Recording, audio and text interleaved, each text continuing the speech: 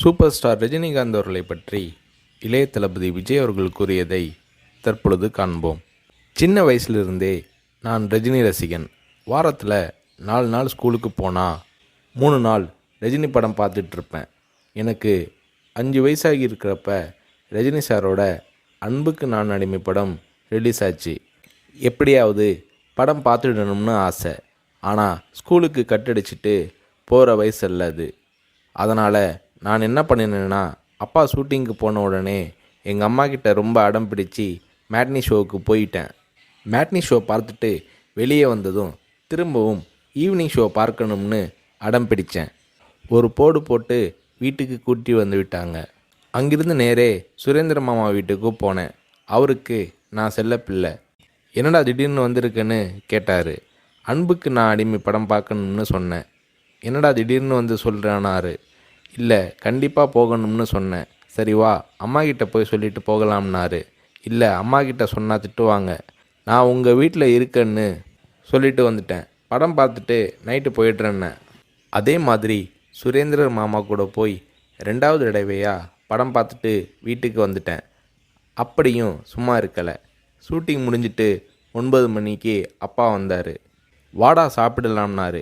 எனக்கு பசி இல்லைன்னு முகத்தை திருப்பிக்கிட்டேன். கோபமாக இருக்கிற மாதிரி நடிப்பு காட்டினேன். இல்லை, சாப்பிட்டு தான் ஆகணும். உன் ப்ராப்ளம் என்னன்னு சொல்லுனாரு.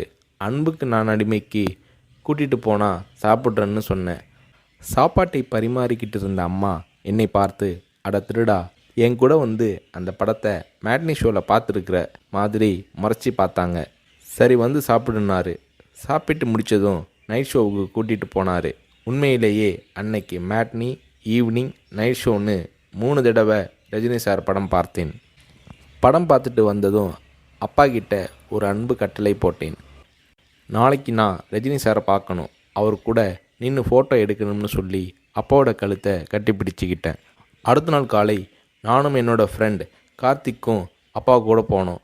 ரஜினி சார் வாகினி ஸ்டுடியோவில் ஏதோ ஒரு ஷூட்டிங்கில் பிஸியாக இருந்தார். நான் ரஜினி சாரை நேரடியாக பார்க்கிறது அதுதான் முதல் தடவை. எப்படி ரஜினி சார்கிட்ட பேசுகிறதுன்னு பயந்துக்கிட்டு இருந்தேன். அவர் கூட்டிகிட்டு போய் அன்பாக பேசினார்.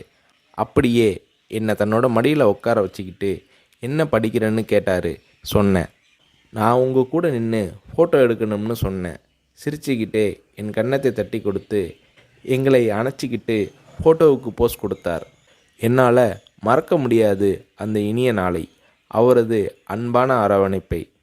வீட்டுக்கு வந்ததும், அப்பா நீங்கள் பெரிய டைரக்டர்னு சொல்கிறாங்க, ஆனால் என்னால் உங்களை டைரக்டராக ஏற்றுக்க முடியாது. எப்போ எங்கள் தலைவர் ரஜினியை வச்சு டைரக்ட் பண்ணுறீங்களோ அன்னைக்கு தான் உங்களை டைரக்டராக ஏற்றுக்குவேன்னு சொன்னேன். அப்பா என்னை பார்த்தாரு. ஒரு ஹிந்தி படம் டைரக்ட் பண்ணுறதுக்காக எங்கள் அப்பா பாம்பே போனார். எனக்கு ஹாலிடேங்கிறதால நானும் அம்மாவும் கூட போயிருந்தோம். மும்பையில் இருந்த ப்ரொடியூசர் பூர்ணச்சந்திர ராவ் எங்கள் அப்பாவுக்கு ஃபோன் பண்ணி கூப்பிட்டதும் அப்பா அவரை பார்க்க போனார். வரும்போது ரொம்ப சந்தோஷமாக இருந்தார். ஹோட்டலுக்கு வந்ததும் என்னை கூப்பிட்டு, விஜய், நான் டைரக்டர் ஆயிட்டேனாரு. ரஜினி சாரை நடிக்க வச்சு டைரக்ட் பண்ண போகிறேன்னாரு. அந்த படம் தான் நான் சிகப்பு மனிதன். நீங்கள் நம்புறீங்களோ இல்லையோ, அந்த படத்தை நான் 17 தடவை பார்த்தேன். நடிக்கணும்னு ஆசைப்படுறியே, உனக்கு நடிப்பை பற்றி என்ன தெரியும்னு எங்கள் அப்பா கேட்டதும் உடனே அப்போதே ஒரு சீன் நடித்து காட்டினேன். அது என்ன சீன் தெரியுமா? அண்ணாமலை படத்தில் ரஜினி சார் பேசிய பெரிய டைலாக் சீன். நான் ரஜினி ரசிகனாக இருந்ததால் அவரோட பல வசனங்களை மனப்பாடம் பண்ணி வச்சுருந்தேன். அதில் ஒரு வசனம்தான் எனக்கு உதவியது.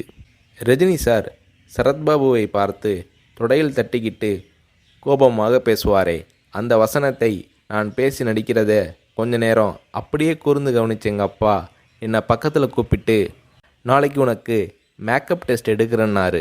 அவர் அந்த வார்த்தைகளை சொல்லி கை குலுக்கியதும் எனக்கு சிறகு முளைச்சி ஆகாயத்தில் பறக்கிற மாதிரி எல்லையில்லாத மகிழ்ச்சி பொங்கியது என்று நடிகர் ரஜினி அவர்களை பற்றி இளைய தளபதி விஜய் அவர்கள் கூறுகிறார்.